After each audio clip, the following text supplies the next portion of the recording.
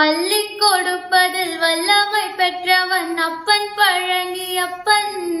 தினம் அச்சம் தவிர்ப்பவன் ஆறுதல் சொல்பவன் அப்பன் பழனி அப்பன். கள்ளம் கபடம் இல்லாதவர் தம்மிடும் காவலில் நின்றிருப்பான்.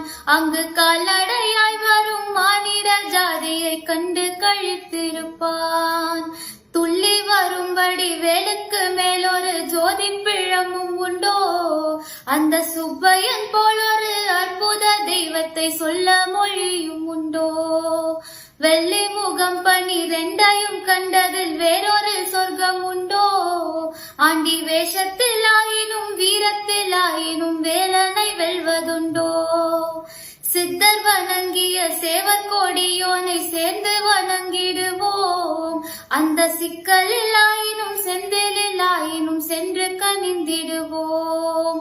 பக்தருக்கென்று திறந்திருக்கும் தென் பழனியை கண்டு கொள்வோம்.